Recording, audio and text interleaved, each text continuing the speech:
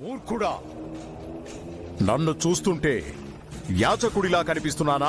కాదు, మాంత్రికుడిలా కనిపిస్తున్నా.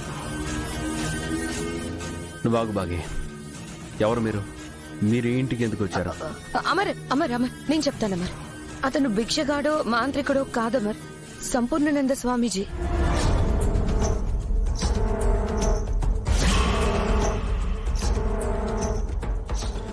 ఈ సంపుగాడు స్వామీజీనా? అలా కనిపించడం లేదే. మూర్ఖుడా, మా వేషాన్ని చూసి మమ్మల్ని అంచనా వేయకు. అవును, కవర్ పేజీని చూసి బుక్ ని అంచనా వేయకూడదు.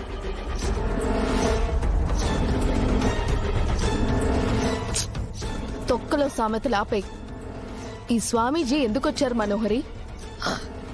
ఇంట్లో పూజ చేయడానికి నేనే పిలిపించాను.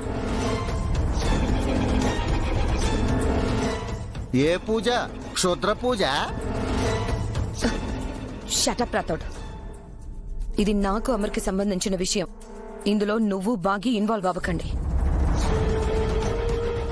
చిన్నపిల్లలుండే ఇల్లు, ఎవరు పడితే వాళ్ళని ఇంటికి పిలిపిస్తే ఎలా మనోహరి?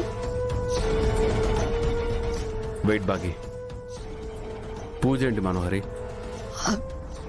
నీకు యాక్సిడెంట్ అయ్యి గతం మర్చిపోయావు కదా అమర్.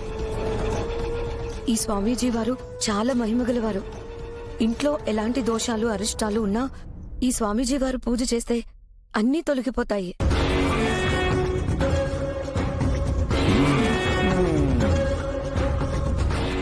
అంత పవర్ఫుల్ స్వామీజీనా? మధ్యలో రాతోడిని మాట్లాడద్దని చెప్పమర్. తను కూడా మన ఇంటి మనిషి లాంటి వాడే కదా మనోహరి. మాట్లాడితే ఏమైంది? అలా చెప్పండి సార్, అంతా ఆవిడ గారి పెత్తనమే అనుకుంటుంది. అమర్కి గతం గుర్తు రావాలని నేనేదో ప్రయత్నం చేస్తున్నాను, దాన్ని పెత్తనం అంటావేంటి? ఈయన పూజ చేస్తే నాకు గతం గుర్తొస్తుందా? తప్పకుండా.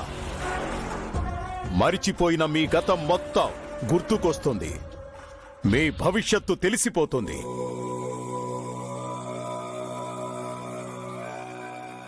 సారుకు గతం గుర్తుకొస్తే మనోహర గారి భవిష్యత్తు తేలిపోతుంది.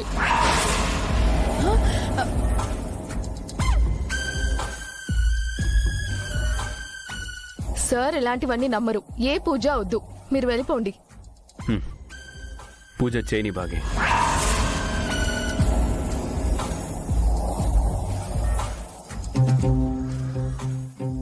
మీకు ఇలాంటి నమ్మకాలు ఏమి లేవు కదా సార్? మనోహరి నమ్ముతోంది కదా రాతోడు.